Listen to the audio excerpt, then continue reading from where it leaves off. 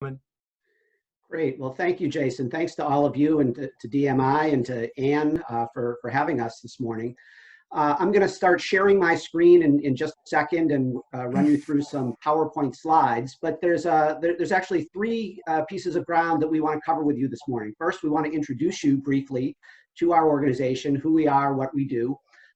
Then we want to talk to you a little bit about COVID-19 impacts. As Jason said, we've done work since the pandemic hit regarding fiscal impacts and vulnerabilities for state government, for municipal and county governments, and for school districts. So we'll give you a broad overview of the work we've done in that area.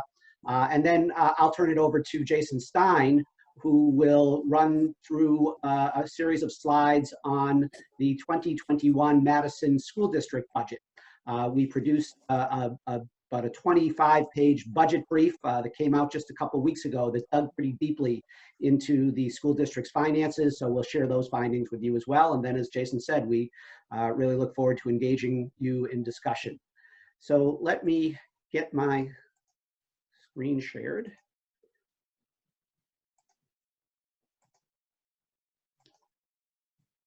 And here we go. So, who are we? Why are we here? The Wisconsin Policy Forum was actually established just a couple of years ago, January 1st, 2018, when the Madison-based Wisconsin Taxpayers Alliance merged with the Milwaukee-based Public Policy Forum. We became the Wisconsin Policy Forum. Among the things we did not lose, certainly, were the long-time reputations and credibility of the two legacy organizations. The Public Policy Forum was formed in 1913 in Milwaukee, so it had been around about 105 years at the time of the merger. The focus of the Public Policy Forum was local government, school district issues, policies, and finances in southeast Wisconsin, in the 7 counties in southeast Wisconsin.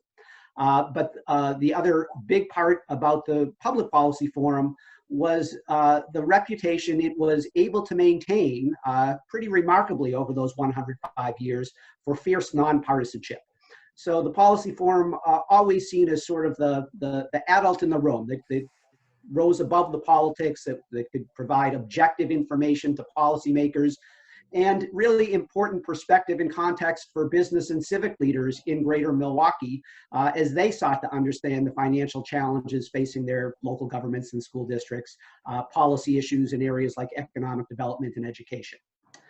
Wisconsin Taxpayers Alliance had been around since 1932 and also a reputation for nonpartisanship, objectivity.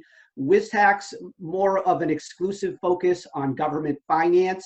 WisTax did that looking at local governments and school districts across the state, but also a major part of the body of work of WisTax was analyzing the finances of Wisconsin's state government.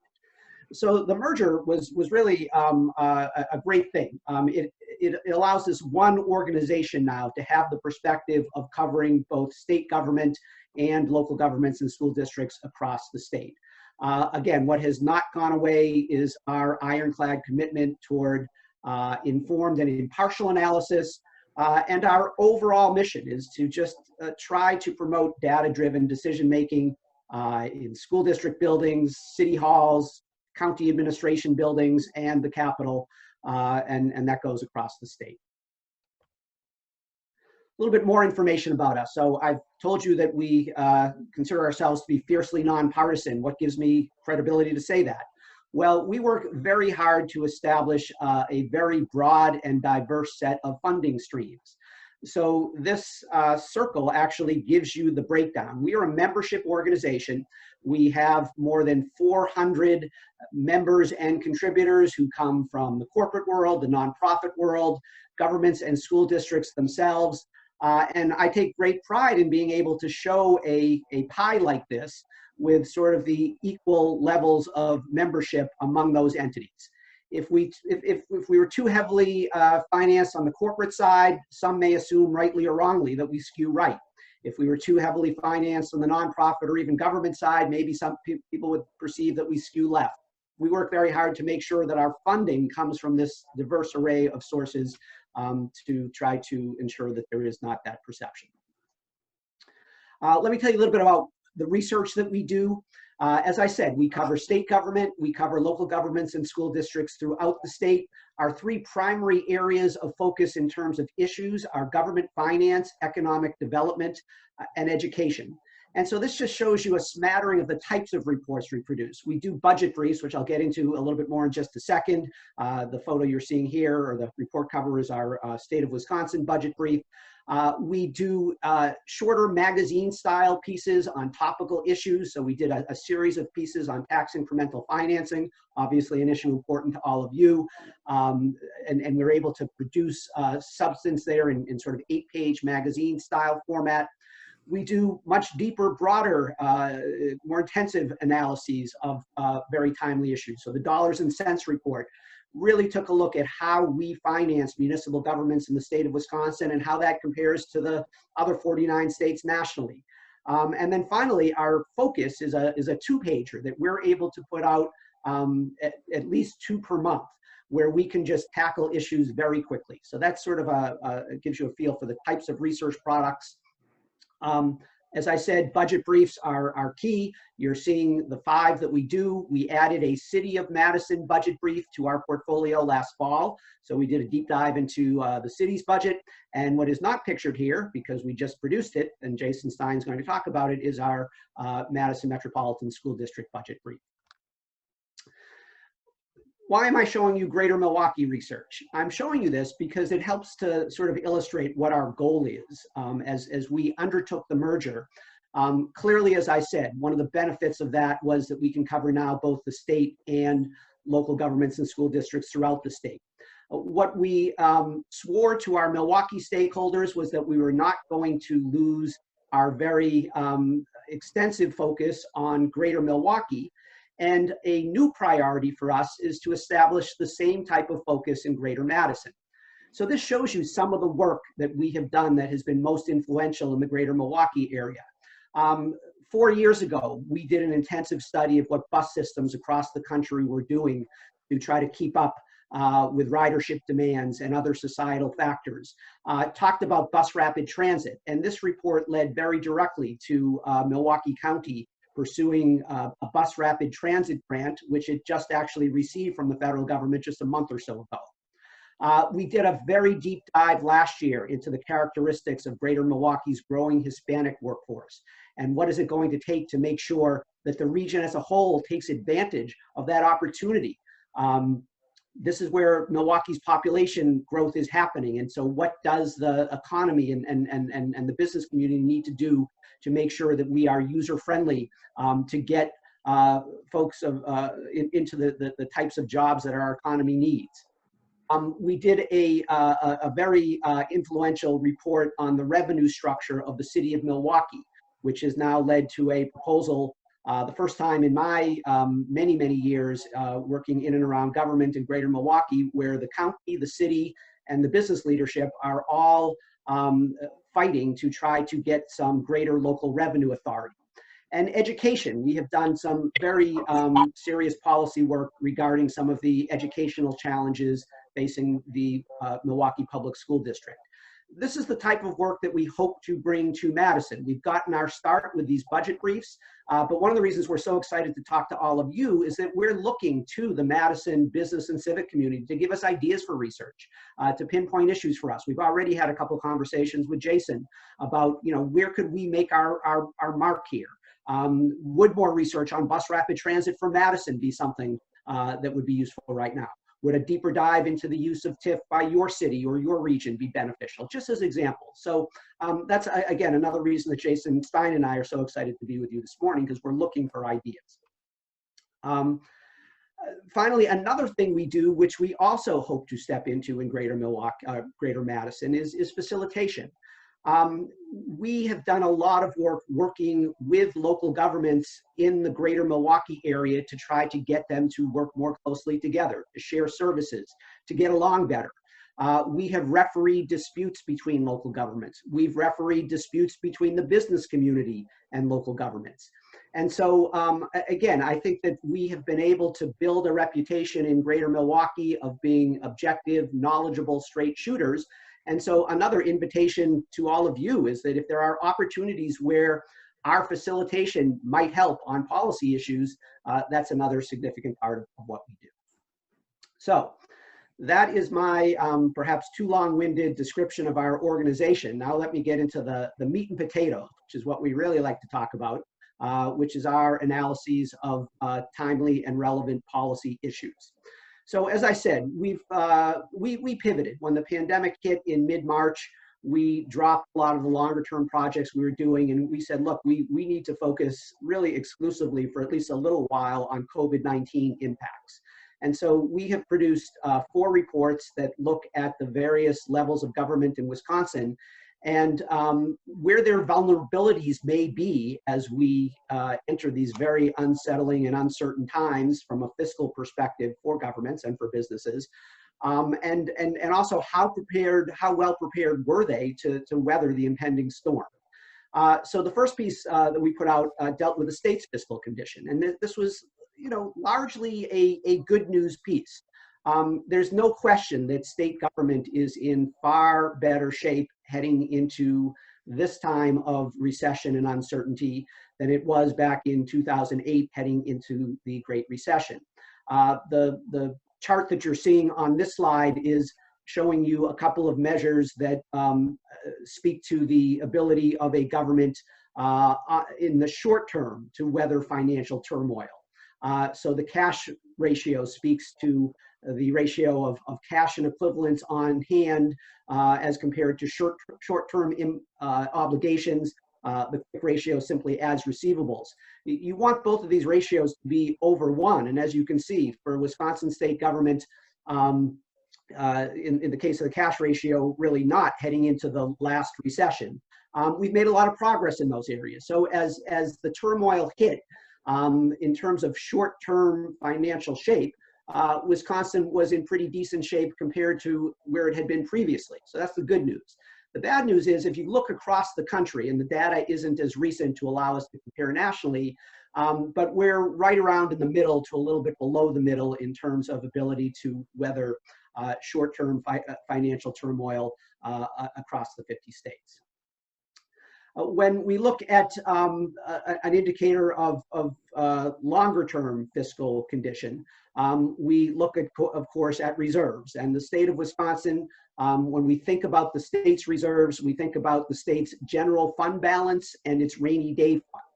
And this gives you a 20-year snapshot that shows pretty clearly that it wasn't just the Great Recession, but it was prior to the Great Recession.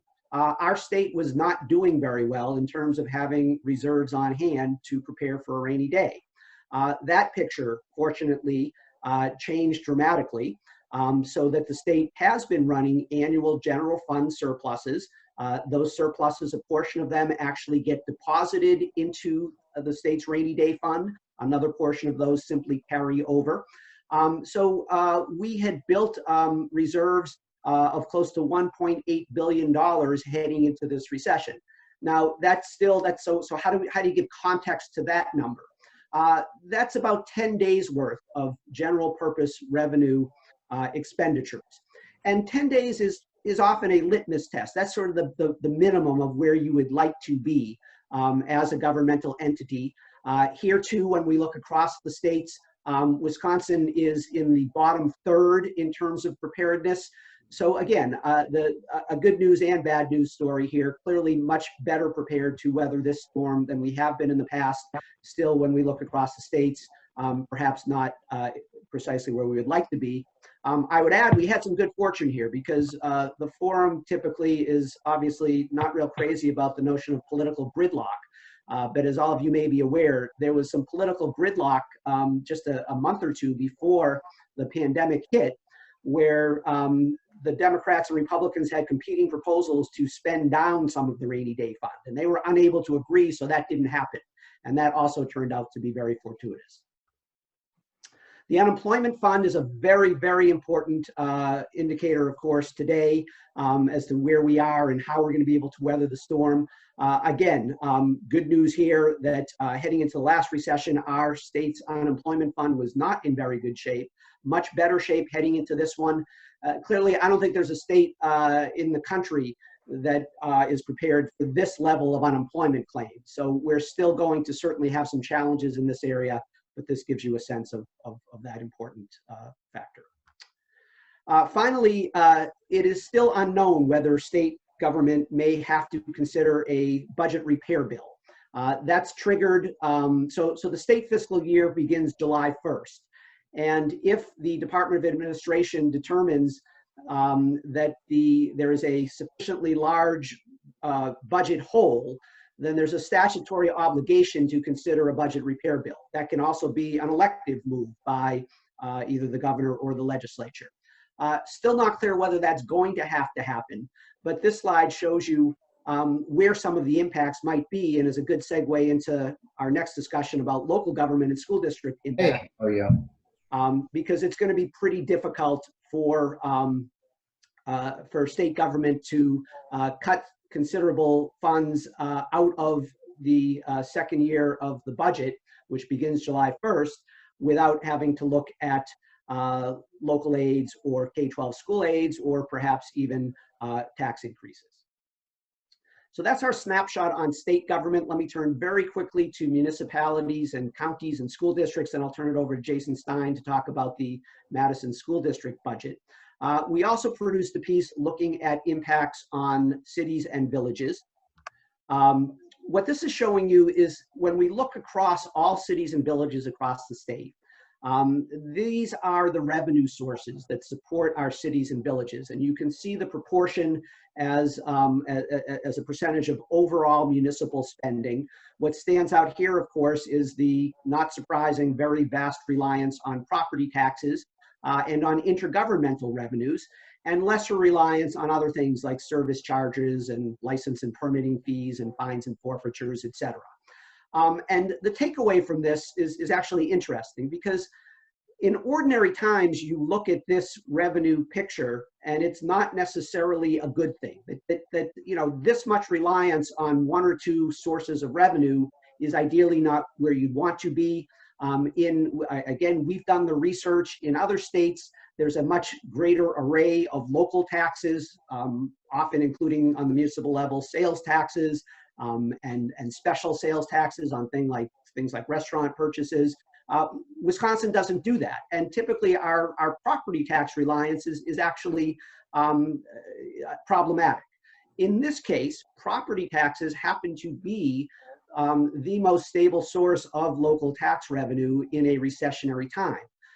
Even if property values decline, the impact of that on property tax levies is going to go out for at least a couple of years. And here in Wisconsin, policymakers have the ability to adjust rates so that even if values go down, it doesn't necessarily mean that property tax collections will similarly go down. So we talk a lot about that, and that's not a bad place to be right now. There's sort of when you look. Rob, we have a question quickly just on that last slide. I think a few people had on what are intergovernmental revenues. Thank you. Just a quick explanation of what that is for the group. Thank you. Sorry to interrupt. Nope, no problem at all. By far, the vast majority of intergovernmental revenues for municipalities come from the state's shared revenue program. So my guess is folks have heard of the shared revenue program. It's a share of state income and sales and other general tax collections that's redistributed back to municipal governments. Poorer and larger cities tend to be more reliant on state shared revenue than villages or more property-rich communities like Madison. But that's a key source. Transportation aids from the state are the other largest source of intergovernmental revenues. All right. So this property tax reliance, we're giving you the averages. It varies across the state. You can see where Madison is. And again, compared to Milwaukee, having 60% of your budget tied to the property tax means that while you might see some short-term issues in terms of delinquent property tax collections, those levies have been set and the dollars are owed. So the immediate impacts on the property tax levy are really not going to be felt very much. So that's not a bad place to be right. We can look and better define what public service charges are. You can see on this slide the types of charges. Certain of these are going to be impacted more than others. Certainly parks fees are going to be impacted very negatively. If you're a local government that depends on those, you're going to see a big loss. But others like refuge and garbage collection fees really shouldn't take a hit other than some delinquent payments from people who just can't write the checks because of their economic circumstances. Fines, forfeitures, licenses, and permits. These include building permits, inspection fees, parking fines. These are all going to take a hit. Parking fine revenue, I know in the city of Milwaukee, is taking a major hit because people aren't driving and parking. But again, the good news is these tend to be very small portions of the revenue pie. You can see here Madison's a little bit on the high side when compared to the other 19 largest cities and villages, but still less than 5% of the budget. But this is clearly an area of vulnerability. Bottom line to all of this is, again, the heavy reliance on property taxes and state aids now advantageous. Losses of fee, fine, permit revenue will have an impact. Those will vary by community. If you're a community that's very dependent on tourism fees, you're going to take a much bigger hit than a community that isn't. So much depends on the condition of the government heading into the crisis. But for the most part, 2020, there will be issues. 2021, as communities look to put together their budgets for 2021, is where we think that there may be some more. So I'm going to move quickly to counties. And here the breakdown is similar to the one that I showed earlier for municipalities, but you'll see a big difference here. Of course, counties do have the option to levy up to a half-cent sales tax, and 68 of the 72 counties have done so. Sales taxes, as we know, are an area where the biggest hits are going to occur. So much depends as we look at county governments as to just how reliant they are on sales tax revenues that are certainly going to be impacted. Here you can see the property tax reliance across the 72 counties in the state. The lighter shades are less reliance, the darker shades more reliance. But again, the sales tax issue is going to be critical. The range here is roughly 3 to 15%. City of Madison, being a city that obviously has a lot of commerce and bars and restaurants, is more reliant than many other cities, and Dane County, same way, more reliant on many other counties. Cities, of course, don't have the sales tax, but you get my drift, that Madison being in Dane County. So this just shows you the larger the circle means the bigger the dollar amount. So you can see Dane County in the middle there. But this is where, and already Dane County leaders have said that there certainly will be a hit in sales tax revenues. Public service charges are a pretty big source of revenue. Many of those are on the health and human services side. For most counties, those shouldn't take an impact. Where counties will see an impact here is parks fees and register of deeds fees, which are tied to real estate transactions, which are obviously down right now.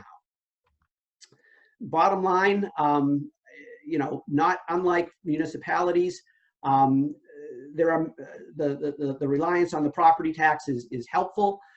Again, most counties are grappling with sizable sales tax declines. There's demands for additional spending for health and human services at the county level. So these are issues. As I mentioned, recreational and register of deeds fees will fall. Fortunately, they're smaller portions of the pie. And here too, a lot depends on your condition heading in. I'm going to conclude now with just a couple slides on school districts, because we also looked here. Jason will be able to tell you more about this and relate it specifically to Madison. Here you see the breakdown when it comes to state aids and property taxes. Here, school districts, the #1 revenue source, of course, is state aids. And so the concern there is whether there does need to be a state budget repair bill and what would be the impacts on school districts if K-12 school aids are cut. What we looked at in this piece was also the general fund balance heading into the recession. And so what this slide is showing you is both reliance on state aid, which again is a very iffy place to be right now, coupled with the size of your general fund balance heading in. As Jason Stein will tell you in just a moment, Madison is a district that has less reliance on state aid. And again, in ordinary times, that's problematic. In these times, if indeed there are cuts at the state level, Madison should not be impacted as greatly as Milwaukee, for example, and several other districts across the state. So I'm going to conclude there, turn things over to, unless Jason Ilstrup, you'd like me to take any questions, probably best to just leave them for the end. Yeah, we will. Actually, your colleague Jason Stein is doing such a good job of answering the questions in the chat. So it's nice to have both of you here today. So yeah, let's go right on to Jason. Okay, go ahead. Great. Well, thanks very much for having me. As I think Rob mentioned, the real thing to emphasize for school districts is what great uncertainty they face right now. School districts put together tentative budgets in May and June in Wisconsin each year. And then typically in the fall, they finalize those budgets. In some years, they don't make a lot of changes when they get to the fall because they've sorted everything out in the early summer.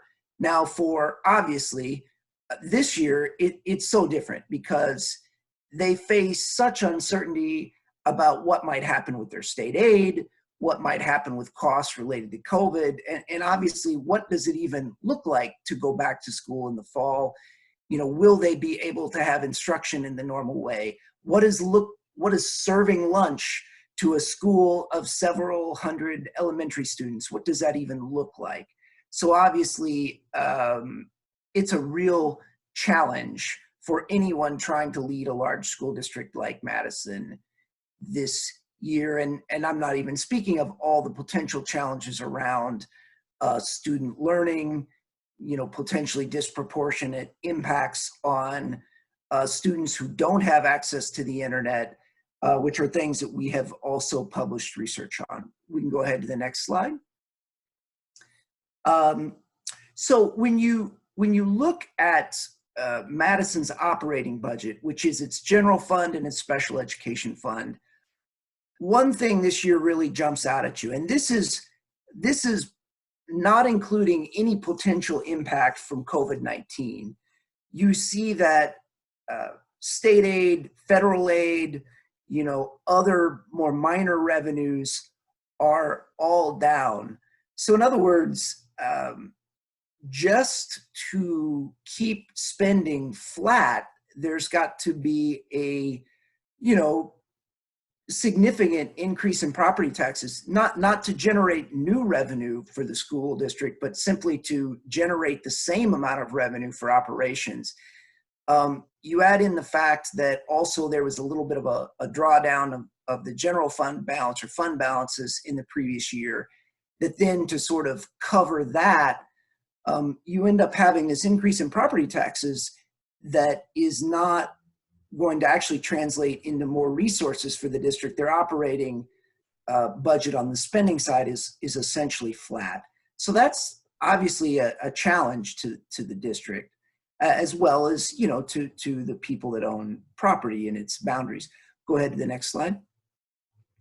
Another way that we can show you the fact that Madison schools receive relatively little state support is by showing you the 100 largest districts.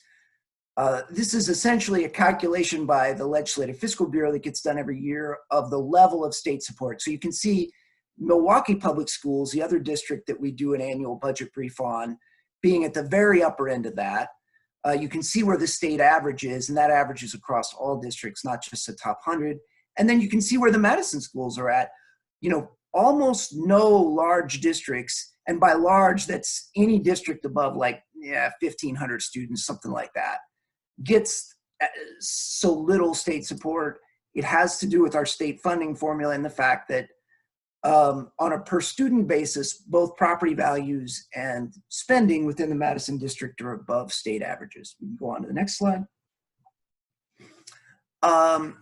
Here, again, I could show you a slide of property values. I don't typically show that, just in that, the district and the leadership don't really have control, any direct control over property values. They don't necessarily have direct control of all aspects of their spending either, but at least somewhat more control. And here you see on a per pupil basis, there's different ways we could compute spending. This is the way that the district itself prefers to show it. It shows Madison schools versus the statewide average in the other 99 largest districts, just to give you some context for the spending. Go ahead. So now we can just have a sort of brief discussion about the school district budget. So here you see this sort of structural budget gap that the district faced coming into the 2021 year and what it faces in subsequent years. This gap that you see here of $3.5 million has been resolved within the budget proposal that the interim superintendent and her staff made to the school board earlier this year. Now, what we don't know is whether anything that the state would do to solve its own budget problems might introduce greater challenges for the school district. Obviously, the school district, because it depends less on state aid, would be potentially, depending on how it's structured, affected less by a cut to state aid.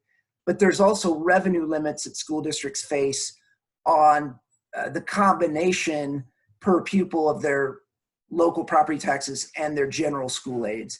And if any change to those would affect all districts. Districts right now are scheduled to get a $179 per pupil increase in the coming school year. For Madison, if you took that away, that would remove about a little under $5 million in revenue from them. There's a increase in special education aid that's a little under $3 million that they're worried about. So, you add those up, they could have maybe, a little more than $7.5 million, in sort of additional budget hole that they're worried about opening up, and that they might have to take further steps to address. One way they could address it is through an operating referendum. And they're also considering, as you know, a capital projects referendum. The sense that I get from the district is that this $3.5 million budget gap, that they intend to solve that through a proposal, and that where we might see an operating referendum this year is if there's further state action that would, open up a larger hole. Then, the discussion about an operating referendum for future years starts to be something that might address some of these budget gaps they see in future years, which depend in part on district staff receiving pay increases, as well as the district making investments in trying to close some of the disparities that definitely exist between different student demographic groups, and which are obviously one of the things that, when we look at education statewide and in this community, that we're most concerned about. So Jason, we have a question here too, just before you get too far, from Linda Heinrichs from the Friends of Madison Public Schools. Can you explain what other payments, explain payments to other schools? What is that? Sure, and that's fine to take the question because I had concluded, so that was fine. I did not know that. And it would have been fine.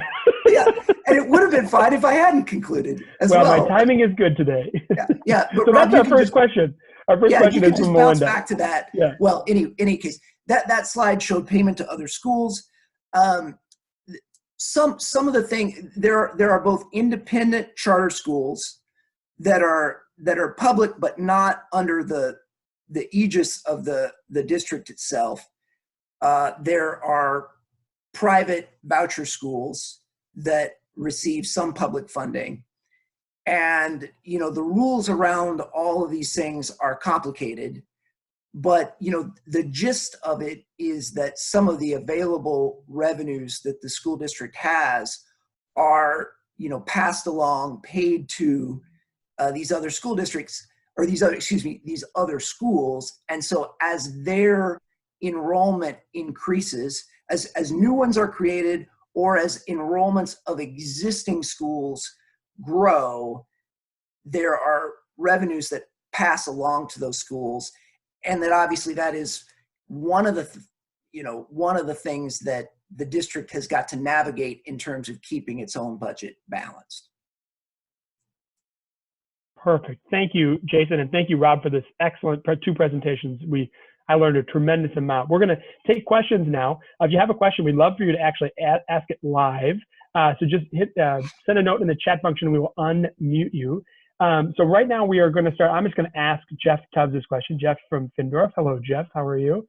Jeff's question, I think a lot of people might have the same question. What, to both Jason and to Rob, what is the criteria to be able to use the rainy day fund? I know Jason started to answer the question in the chat, but I want to make sure there's a complete discussion there. Jason, I'll turn that one to you. I just did want to make that correction that Jason texted me that when I said the state had enough money for 10 days, I meant 10% of GPR revenue. It's actually, I think, closer to 30 days. So I want to clear that up, but go ahead, Jason Stein, answer the question. Yeah. Thanks, Rob.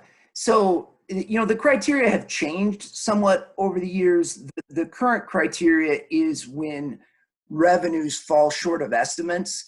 But I think sometimes what people that are sort of used to local government, it can be hard to grasp about the legislature is the legislature is not impeded by laws. They're impeded by the Constitution. So, essentially they could use that rainy day fund for anything that they could pass a law to do and get the, a bill to do and get the governor to sign it. But on the books right now, the criteria is revenues falling short of estimates. Perfect. The next question actually comes from Findorf as well, from John Tucker. I think it's a very important question, and I want to get Diane Morgenthaler's take on this as well. Now, unfortunately, I've lost the question based on how many questions are coming in, but it was, what is the effect on sort of UW's activities, large events not happening in the city? How does that affect tax revenues? But I would love to hear from Diane Morgenthaler, just so both Rob and Jason know. Diane Morgenthaler is with Destination Madison, is one of their top officials there. So she might be able to answer that question as well. But let you guys start, and then I'm sure Diane has some things to add. Jason, I'll let you take the first crack. Sure. So, I mean, it certainly depends on the event. So, in the case of, say, the Monona Terrace, they would be affected more directly by, events that they were holding or participating in. The city of Madison does not have a municipal sales tax. So the city of Madison would not, might lose parking revenue, might lose parking fines, might lose certain other types of revenue. A lot of its losses would be indirect. Dane County obviously has a 0.5% county sales tax and would be affected by losses of events. UW obviously would have its own impacts. And Rob, again, municipal stuff and county stuff is primarily his bailiwick, so he can add as well. Well, I'm happy to jump in. I think the one thing that the city would suffer from would be the lack of room tax collections, of which Sure. Yes, excuse me. 30%. And I can assure you that any sort of home game is for UW is a big driver for room nights in our community, as well as other general spending, which would generate sales tax for the county. So it's a very large impact to have or not have a football game or a significant athletic event. Definitely, and I should have said room taxes are definitely one of the things in Wisconsin. The majority of them go toward promoting tourism in some fashion, but again, when they can also go to convention centers and that sort of thing on a statewide basis. So, the impact is there both in terms of the city's general fund as well as the other initiatives that the cities are involved in funding. Yeah, that's a very good addition. Thank you. Thank you, Diane, for your help there. We also should mention Connie Thompson is on the call today, who's the new executive director of the Monona Terrace, who obviously is very much impacted by all of the things that are happening as well. So thank you, Connie, for being here. Our next question is going to come from Dan Seeley, my friend Dan. Dan, you're up.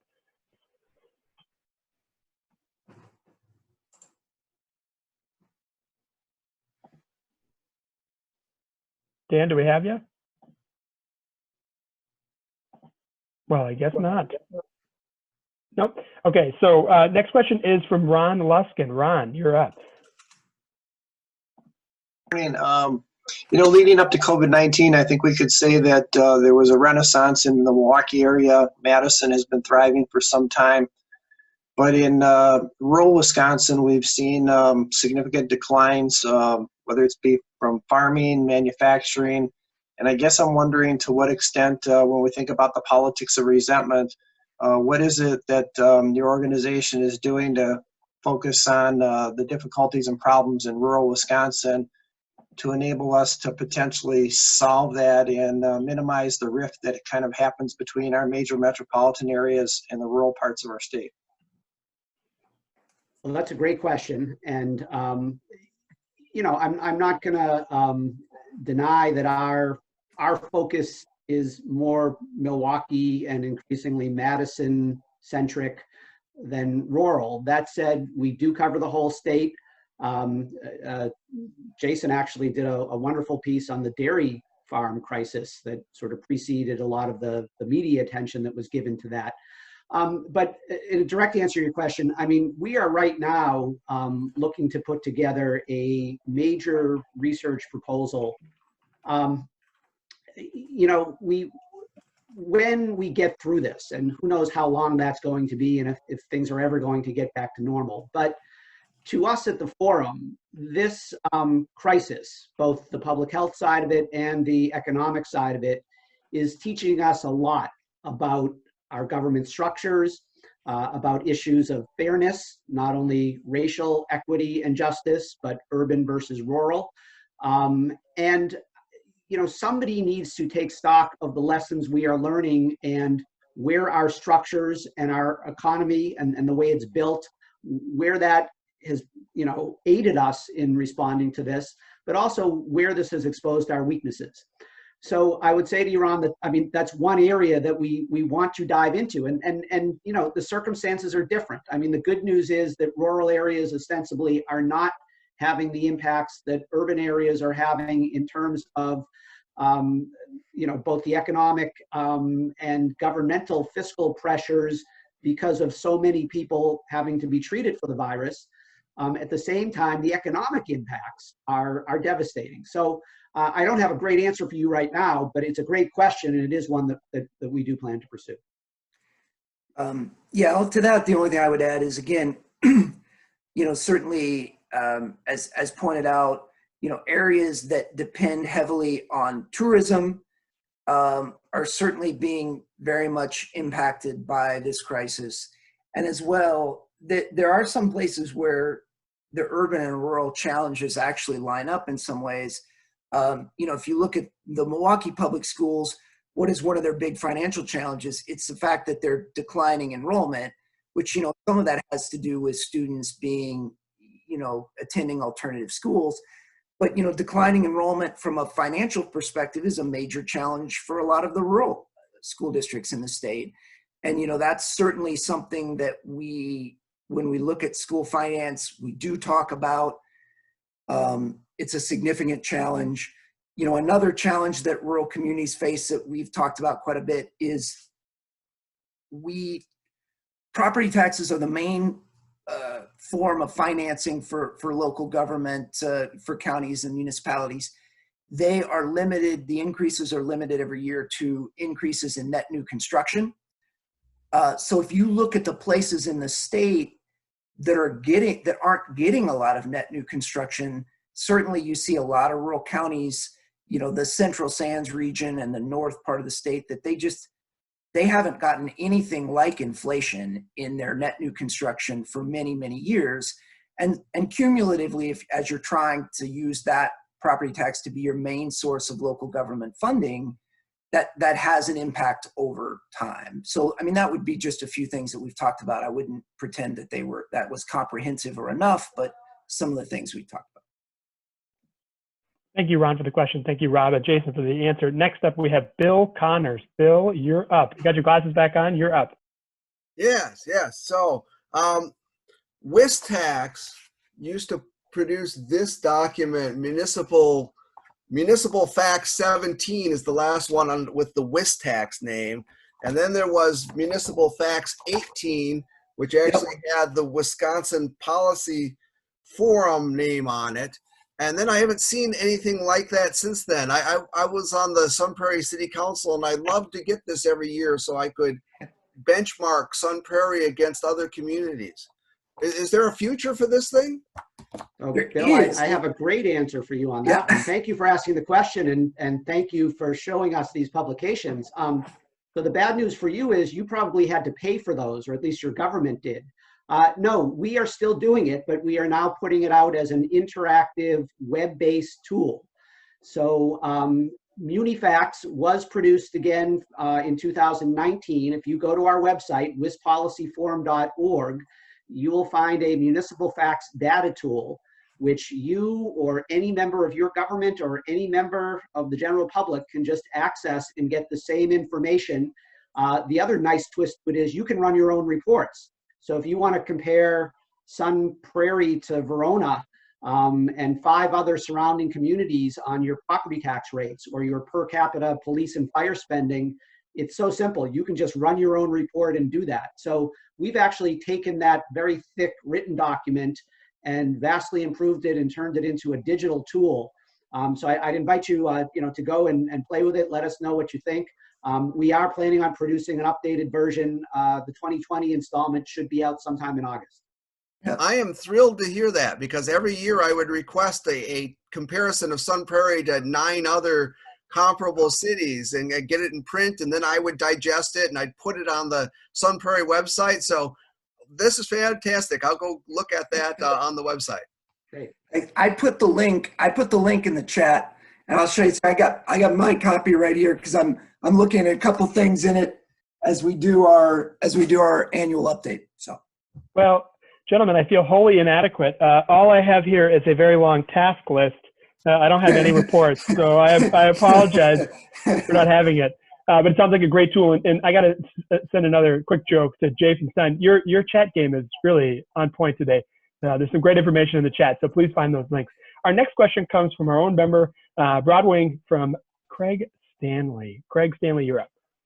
Jason, Rob, as you think about looking at TIF study for Madison, do you have any recommendations or best practices or things you think, based on your experience, that we should dive into that really would be impactful in helping our community understand TIF and its benefits or potential problems? Yeah, great question. So at its most basic level, I would imagine it would be helpful for you to get a sense for how Madison is using TIF compared to not only other cities in Wisconsin, but other similar sized cities nationally. So that's a starting point. For us and for Milwaukee, the big question is we're seeing successful TIFs and unsuccessful TIFs. And there's been a lot of discussion about, is it appropriate to essentially not close out successful TIFs that you would have the ability to close prior to their original life because they're doing so well, and instead divert those resources to prop up TIFs in other parts of the city that aren't working as well? Is it appropriate? In Milwaukee, a big question has been, is it appropriate to use TIF as a financing tool for the Milwaukee streetcar? City of Milwaukee has made some very innovative use of TIF for affordable housing. So I think also taking a look at, where there may be potential to strategically use TIF to address other objectives, and is that something you want to do? I mean, is that a good idea, or is that really counter to the intent of TIF, which is a pretty basic nuts and bolts intent? So I think there's a lot of policy questions there, and they're emerging because as you look nationally at how TIFs are being creatively created and used, again, that may provide some good ideas, but it also may provide some, hey, the last thing we want to do is see our direction go there. The only other thing I would add is that Madison is sort of below the state average in its use of TIF. So,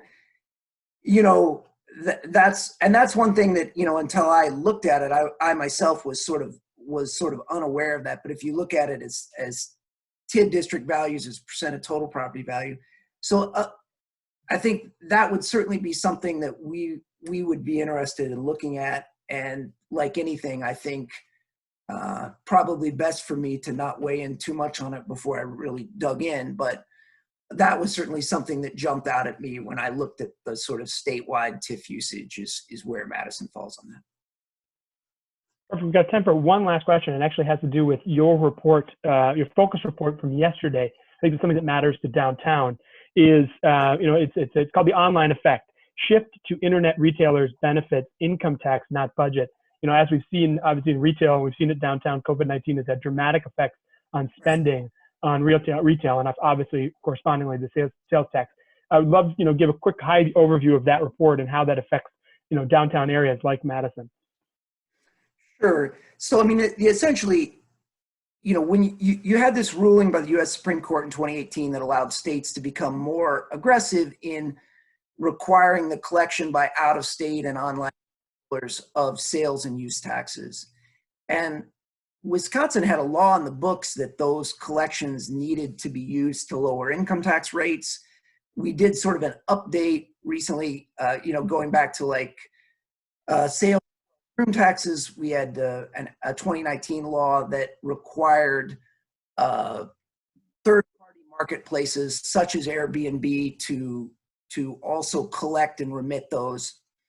And what we're seeing is that we had, going into COVID-19, we were projecting that those sales tax collections sort of attributable to those changes were going to increase a lot, and we were going to see a larger income tax cut in 2020, that it was going to go from like 77 million in 2019 to like 120 million in 2020.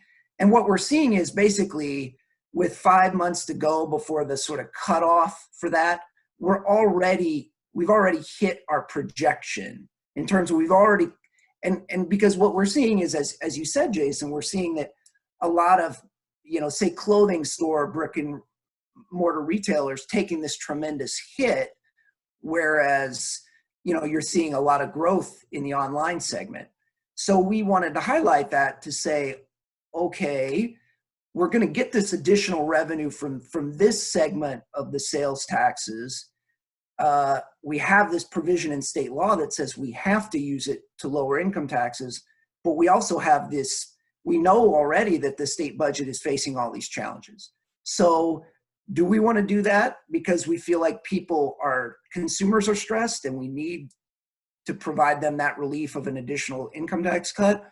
Or are we concerned about the impact that's going to have on state spending priorities like schools and healthcare, and we want to, increase taxes in other areas, and we want to use that additional revenue for something else? So that was we don't take a position on that, just like we don't take a position on the Madison schools budget or anything else, but we wanted to just make people aware of it so they can make an informed choice. Perfect. Thank you. I think that's a great place to end. From everyone at DMI, from myself, from Ann Morrison, from the board, thank you so much to Rob and Jason for your continued work. And really, thank you from our community for really taking priority in Madison. We really appreciate it. Your nonpartisan information is very valuable. We've got lots of chat happening about, what can we do more with TIF and some other subjects. So we will certainly be working with you in the future. Again, please thank you to Rob Henkin, the president of the Wisconsin Policy Forum, and Jason Stein, the research director. A couple of quick notes on the committee. We've got 2 more committee meetings coming up within the next month. Very active time. I know we're doubling up our committee meetings. We've got a great presentation soon to be scheduled on looking at data on COVID-19. And how that's impacting the economy, a very important presentation. And then last, we have a presentation from the DWD Administrator, Jesus Villa. That'll happen in 1 month's time. So some very important subjects coming up over the next few weeks. So look for your email for those announcements. Again, thank you all very much for joining us. We hope you have a good day and a good weekend. Thank you very much, and stay healthy.